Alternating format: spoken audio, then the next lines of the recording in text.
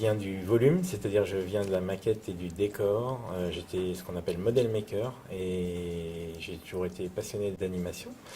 Et du coup, voilà, je suis venu à travers du coup les petits décors en maquette et la marionnette. Mes premiers films ont été faits avec ça. J'ai découvert plus tard d'autres techniques, dont l'image de synthèse, la 2D. Comment je suis devenu réalisateur? En fait, j'ai réalisé un premier court-métrage. Et des amis qui travaillaient avec moi m'ont aidé à fabriquer des marionnettes et on a filmé. En fait, j'avais un ami aussi qui était fanat de Super 8 et donc mon premier court-métrage était tourné en Super 8. Voilà, ce qui d'ailleurs était un peu rock'n'roll puisqu'on n'avait aucun retour image de ce qu'on a filmé à l'époque, ce qui pour de l'animation est quand même assez compliqué.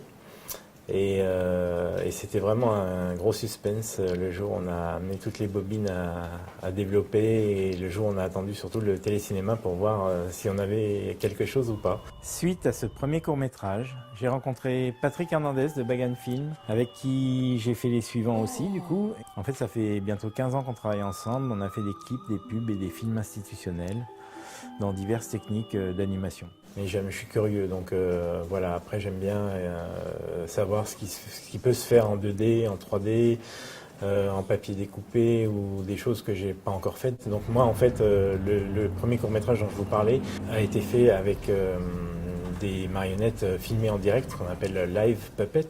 C'est la technique que je préfère parce que déjà c'est rare et je trouve qu'il y a une satisfaction immédiate en fait à voir ce qu'on fait, contrairement à l'image par image où on tourne 3 ou 4 secondes par jour avec une petite marionnette.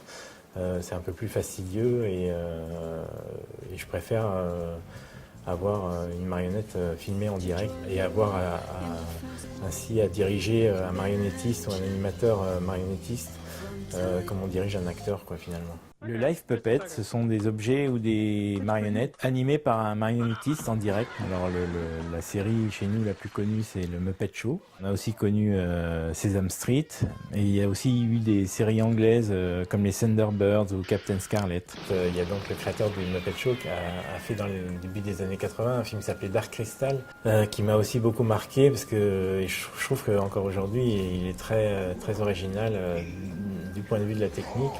Donc c'est un long métrage entièrement, si vous ne l'avez pas vu, je vous le conseille. La stop motion, ce sont des objets ou des marionnettes dont le mouvement va être décomposé en 24 images par seconde et qui vont être animées par un animateur. Par exemple, en pâte à modeler, nous avons Wallace et Gromit et un film très connu aussi, L'étrange Noël de Monsieur Jack. Ensuite, j'en ai donc fait un deuxième qui lui mixait plusieurs techniques dont la stop motion. Parce que ça m'intéressait quand même de voir ce que c'était. Donc ça c'était Fleur Bleue. Et ensuite j'ai enchaîné sur des clips. Le premier que j'ai fait vraiment c'était pour Watine, Melissa Mars, quelques exemples de clips qui m'ont permis à chaque fois d'explorer en fait des techniques un peu différentes et des rendus artistiques différents. Pour Clarica en fait on avait 5 semaines pour le réaliser. Clarica voulait absolument de l'animation et je lui ai dit mais en 5 semaines c'est pas possible, on peut pas faire 3 ou 4 minutes d'animation. Donc en fait j'ai trouvé l'astuce d'avoir une scène où les gens sont figés, donc du freestyle. Et seule la caméra en fait est animée et du coup on a pu s'en sortir grâce à ça. Voilà, bon il faut à chaque fois trouver en fait des petits moyens, des astuces pour s'en sortir et répondre à la demande des artistes.